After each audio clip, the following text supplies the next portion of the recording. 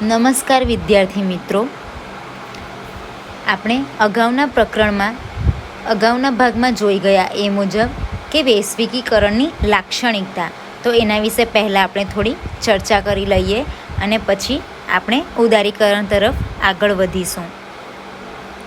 વૈશ્વિકીકરણની મુખ્ય 9 લાક્ષણિકતાઓ છે, જેમાંથી આપણે પહેલી લાક્ષણિકતા જટિલ પ્રક્રિયા, બીજી બહુવિધ પાસા ધરાવતી પ્રક્રિયા, ત્રીજી નવશોધ અને પ્રસાર સૂચવતી પ્રક્રિયા, ચોથું નાગરિક અધિકારો અને માનવતાની ચેતના જગાવતી પ્રક્રિયા છે, પાંચમું વૈશ્વિક સંસ્કૃતિ, છઠ્ઠું સંસ્કૃતિનું સમન્વયીકરણ, સાતમું વિનિમયનું સાધન, આઠમું બજારોનું પ્રભુત્વ અને નવમું જોયું હતું નવા સામાજિક આંદોલનો.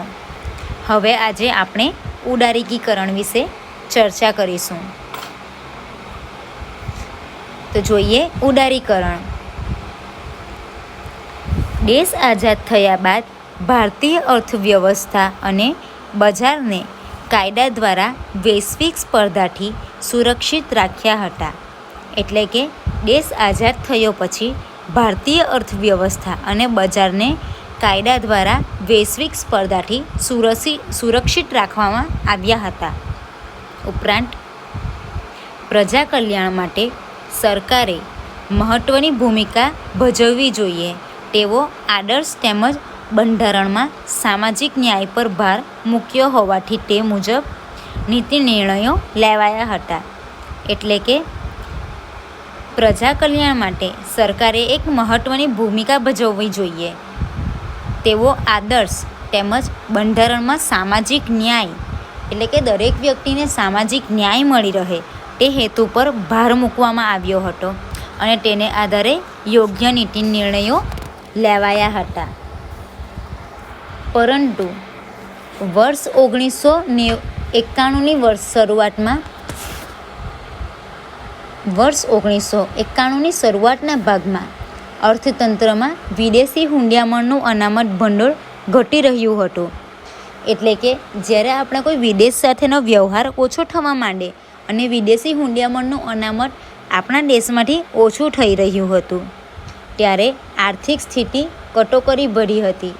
એટલે કે જ્યારે આપણી પાસે નાણાકીય સહાય કે નાણાકીય સ્થિતિ આપણી ખરાબ હોય તો તેવા સમયે આર્થિક રીતે કટોકટી ઉત્પન્ન થાય છે, જેથી ભારતે સરકારને દેશના અર્થતંત્રમાં ફરી નવસંચાર કરવાના ભાગરૂપે આર્થિક નીતિ જાહેર કરી. એટલે કે સરકારે દેશના અર્થતંત્રમાં ફરી નવસંચાર કરવાના ભાગરૂપે એક નવી આર્થિક જાહેર નીતિ દાખલ કરી, જેમાં વિદેશ વ્યાપારના પરિપ્રેક્ષ્યમાં લગભગ મુક્ત કહી શકાય તેવી વ્યાપાર નીતિને પ્રોત્સાહન આપ્યું. એટલે કે ભારત દેશમાં વિદેશી હુંડિયામણ વધારવા માટે વિદેશી વ્યાપારના પરિપ્રેક્ષ્યમાં લગભગ દરેક વ્યક્તિ, એટલે કે દરેક વેપારી મુક્ત રીતે વ્યાપાર કરી શકે તે નીતિને પ્રોત્સાહન આપવામાં આવ્યું. લાંબા ગાળાથી આયાત નિકાસ નીતિ અન્વયે આયાત જકાત પ્રમાણ જેવા પ્રતિબંધો હળવા કર્યા, જેને ઉદારીકરણ કહી શકાય. એટલે કે વિદેશી હુંડિયામણનું અનામત વધારવા માટે લાંબા ગાળાની જે આયાત નિકાસની નીતિ હતી તેમાં આયાત જકાત અને તેના પ્રમાણ ઉપર જે પ્રતિબંધો લાદવામાં આવેલા હતા તેને હળવા કરવામાં આવ્યા, જેને આપણે ઉદારીકરણ કહી શકીએ. હવે આપણે જોઈશું ઉદારીકરણનો અર્થ. ઉદારીકરણની નીતિ એટલે ખાનગીકરણની નીતિ. એટલે કે મિત્રો, જે ઉદારીકરણ છે તેને બીજા શબ્દમાં ખાનગીકરણની નીતિ પણ કહેવામાં આવે છે.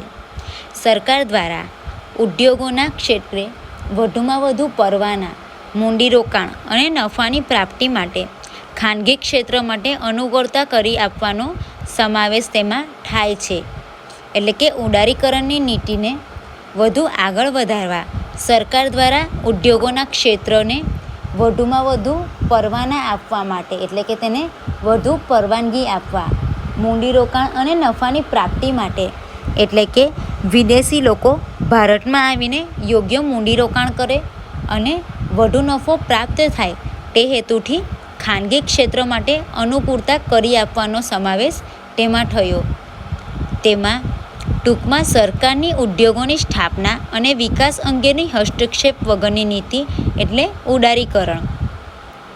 એટલે કે સરકારની ઉદ્યોગની સ્થાપના અને વિકાસ અંગેની હસ્તક્ષેપ વગરની નીતિ એટલે કે ઉદારીકરણ, જેમાં સરકાર માત્ર ઉદ્યોગોની સ્થાપના જ કરે છે, પરંતુ તેના વિકાસની અંગે કોઈપણ પ્રકારનો હસ્તક્ષેપ કર્યા વિના જે કાર્ય થાય છે તેને આપણે ઉદારીકરણ કહી શકીએ છીએ.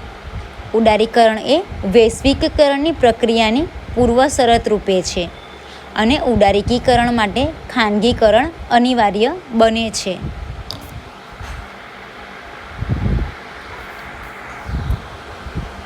હવે આપણે ઉદારીકરણની વ્યાખ્યાને સમજીશું.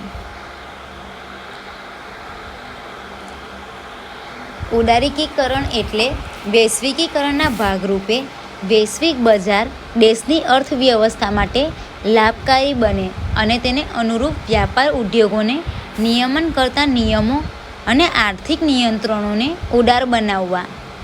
એટલે કે વૈશ્વિકીકરણના ભાગરૂપે જ્યારે એક વૈશ્વિક બજાર દેશની અર્થવ્યવસ્થા માટે લાભકારી એવા તેને અનુરૂપ હોય તે પ્રમાણેના વ્યાપાર અને ઉદ્યોગોનું નિયમન કરે અને તેના નિયમન કરવા માટેના જે નીતિ નિયમો બનાવે અને આર્થિક નિયંત્રણોને ઉદાર બનાવવા એટલે ઉદારીકરણ કહેવાય છે. દાખલા તરીકે વિવિધ ક્ષેત્રમાં સીધા વિદેશી રોકાણને પરવાનગી આપવી.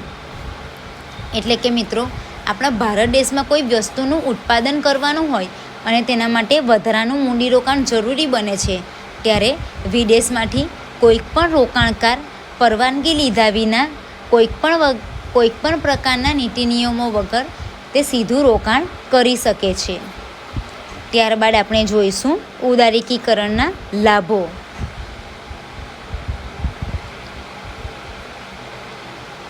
તેમાં પહેલો લાભ જોઈશું વિદેશી રોકાણ વધ્યું.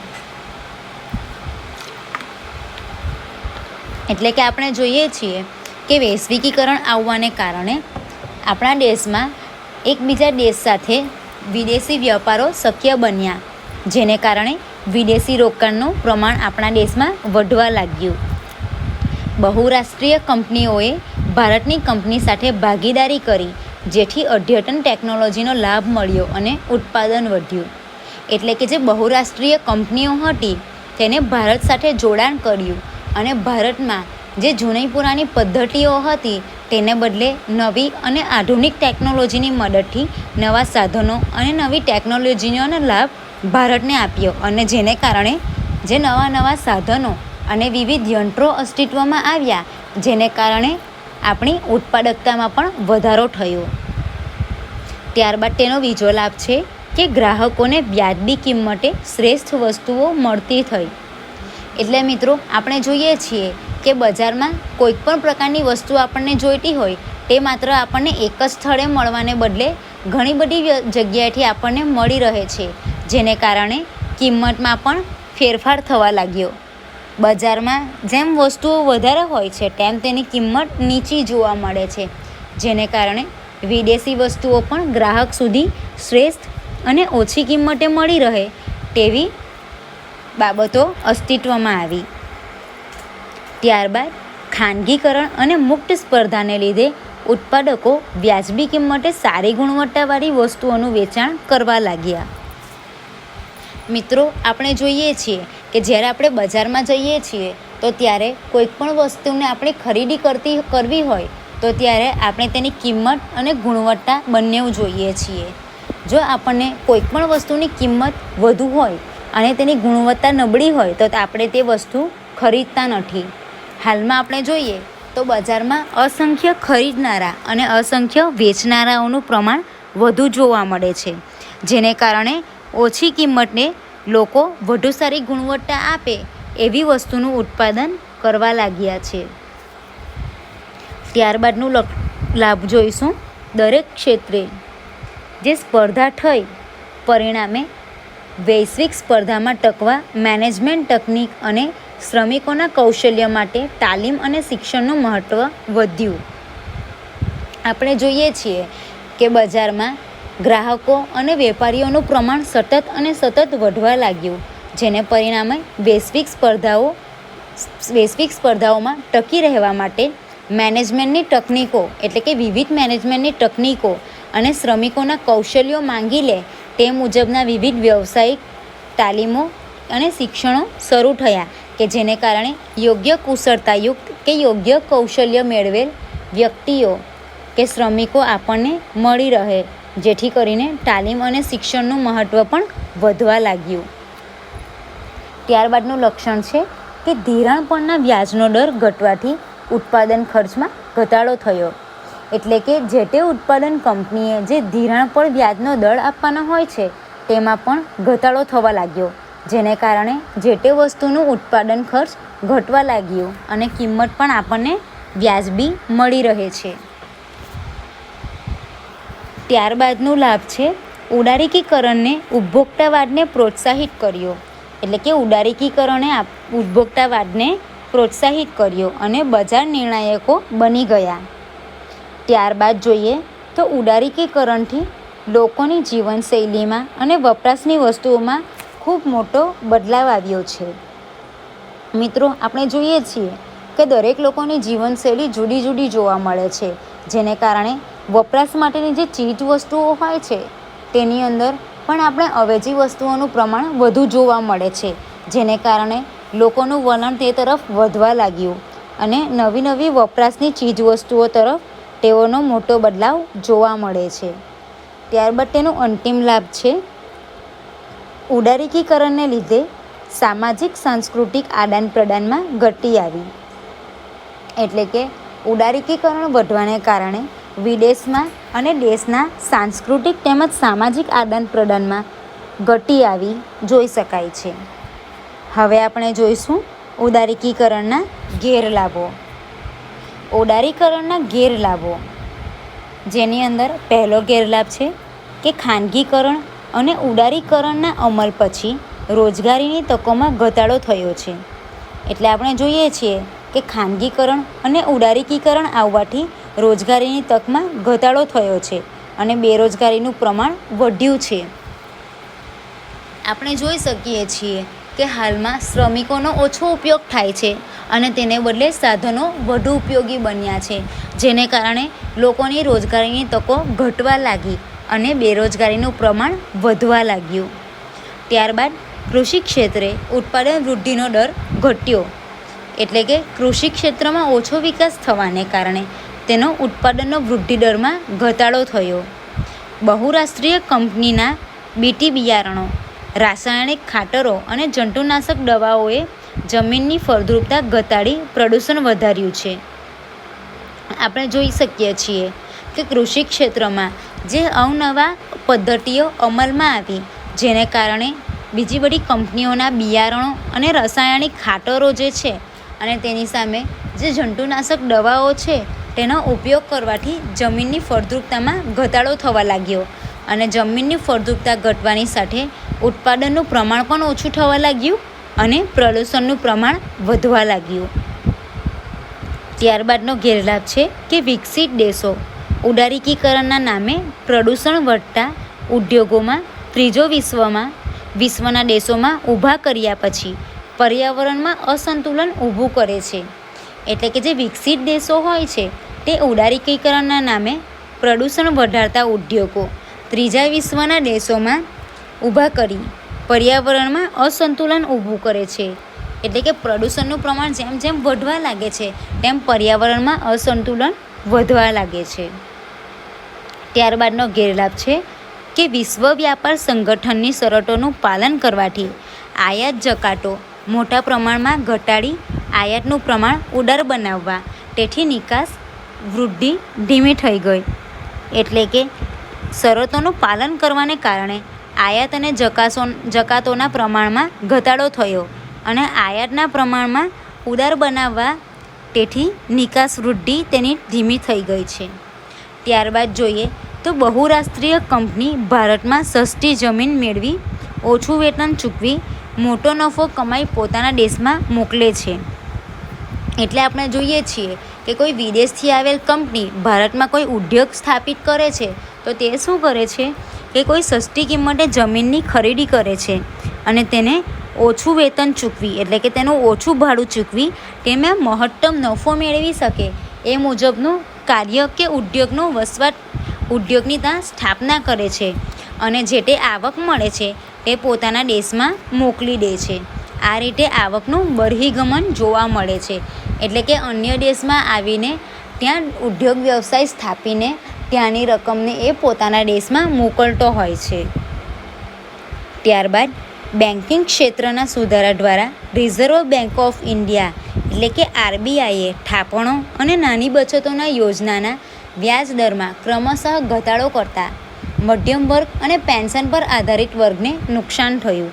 એટલે કે RBI દ્વારા જે થાપણો અને નાની બચતોની યોજના દ્વારા જે વ્યાજદર આપવામાં આવતો હતો તેમાં ઘટાડો થયો અને જેને કારણે જે મધ્યમ વર્ગ અને જે પેન્શન પર આધારિત વર્ગ છે તેને એવું ઘણું ખરું નુકસાન થયું. ત્યારબાદ અંતિમ ગેરલાભ છે કે ઉદારીકરણને લીધે દરેક બાબતોને બજાર ઉપર છોડી દીધી છે. એટલે કે દરેક બાબતોને બજાર ઉપર છોડી દેવામાં આવી છે અને તેને પરિણામે અસમાનતા અને મોંઘવારી વધી છે. આપણે જોઈએ છીએ કે બજારમાં વેપારીઓ તેને જે યોગ્ય લાગે તે મુજબનો ભાવ નક્કી કરીને વેચાણ કરતા હોય છે, જેને કારણે આજે અસમાનતામાં વધારો થયો છે અને મોંઘવારી પણ વધી છે. તો મિત્રો, હવે તેનો ઉપસંહાર જોઈ લઈએ. વિદ્યાર્થી મિત્રો, આ એકમમાં આપણે પરિવર્તનની સાંસ્કૃતિક અને સામાજિક પ્રક્રિયાઓની સમજૂતી મેળવી, જેથી તમે સંસ્કૃતિકરણ અને પશ્ચિમીકરણ વચ્ચેનો ભેદ જોઈ શક્યા. સાથે વૈશ્વિકીકરણ અને ઉદારીકરણની સમાજ પર થતી અસરો જોઈ શકો છો. હવે આપણે સમૂહ સંચારના માધ્યમો અને સમાજ વિશે જાણકારી આગળના એકમમાં મેળવીશું. આજના આ વિભાગમાં જોડાવા બદલ આપ સૌ વિદ્યાર્થી મિત્રોનો આભાર.